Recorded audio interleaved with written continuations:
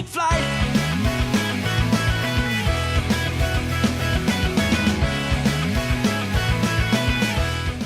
Hello everybody, my name is Skybound, Starlight Flax, and we've just got finished watching episode 28 of Boku no Hero Academia of My Hero Academia. and things are hotting up. And also exploding, and also the trains are now becoming like airplanes, and basically the announcers are basically, we're experiencing mild turbulence. Oh wait, we're not a plane. So we're starting to see that that Midoriya is starting to get some level of control over his abilities, which is good. It's only been 2 seasons, Midoriya. He's a slow burn. Yeah, but I'm sure he'll become a great hero. After all, as he said at the very beginning of the first season, this is the story of how I became the greatest hero. Yeah, it ever. took you long enough. But yeah, okay. So what did we have? First of all, we had obviously Midoriya training with Gran Turismo. I.e. Yodo. Yoda, yeah.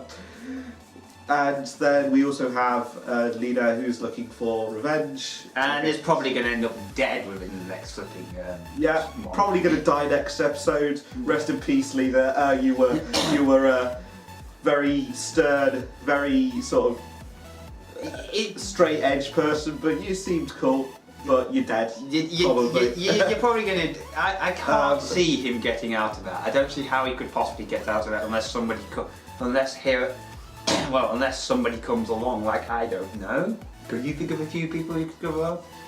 Save his ass? Let's see. Well, the only people that we know are actually in that town right now are Gran Torino and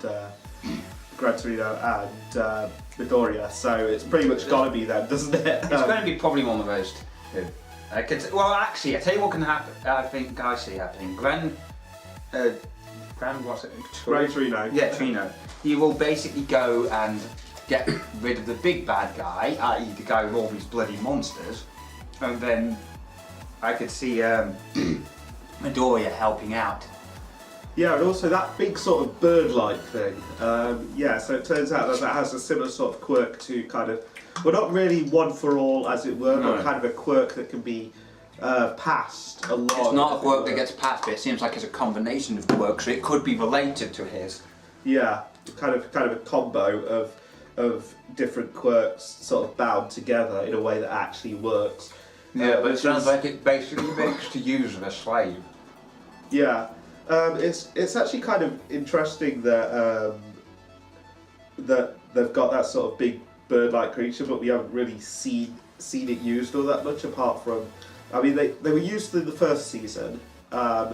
Then we didn't really get any villains at all in the second season because it was tournament arc. Now this season, I reckon we're going to have a real big sort of... I think this is where we're actually going to start seeing the villains. This is where we're going to start actually seeing more of the villains appear, you know. Yeah, definitely. So we've got season 3.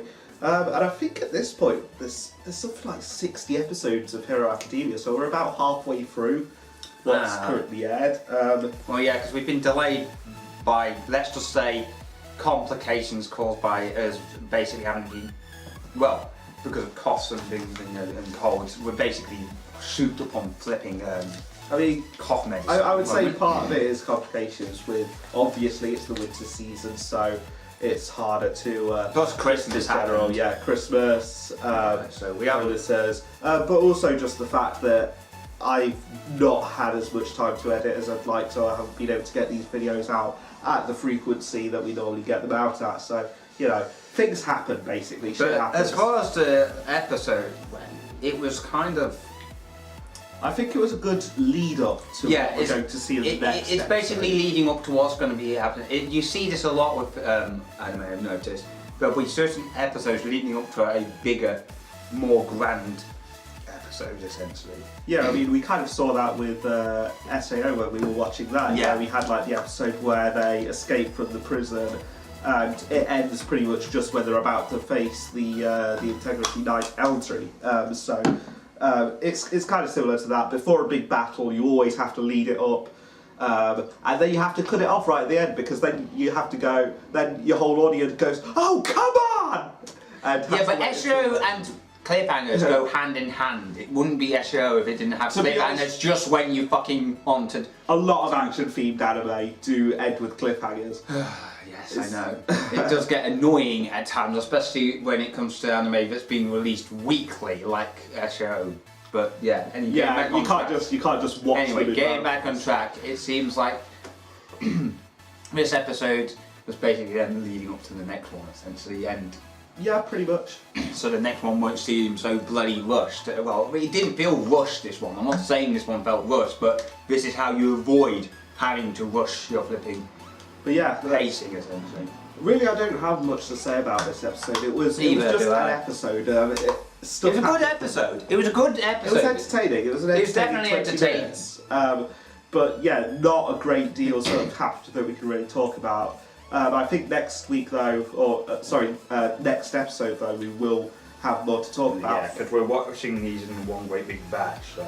Yeah, for the time being though, I'm going to give that episode a solid 7.5. I'll give that one a 7.5. I would actually give it more than 7.5. I would actually give it 7 point. I would give it. Actually, thinking about it, I probably would give it about 7.6. Yeah, 7.6. Yeah, I mean not much different to my score then, but that's the thing. There wasn't much really to talk about, No. so it was a good episode. It was still a good episode. Don't get me wrong. It's just there wasn't.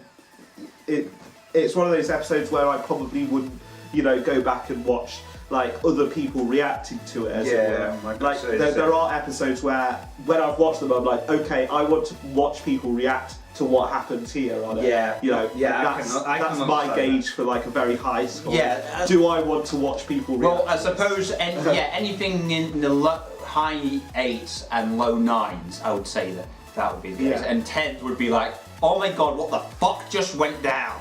Yeah, episode 10 to like, I'm definitely going to be spending the rest of my evening I will be- watching reactions. I would do that. No, 10 would be, I would be doing that, because I'm not someone who goes back over episodes a lot. There's certain key episodes of shows I really like, and I don't think this would be one I would go back and rewatch and go to the effort of actually downloading it onto my laptop. Yeah. So downloading it back onto my laptop, so because he does the downloading of the episodes, right? So I don't get it on my laptop anymore, like I used to do when I did the editing. But if it's an episode I download myself to rewatch, then it's definitely within the range of 10 and 9s.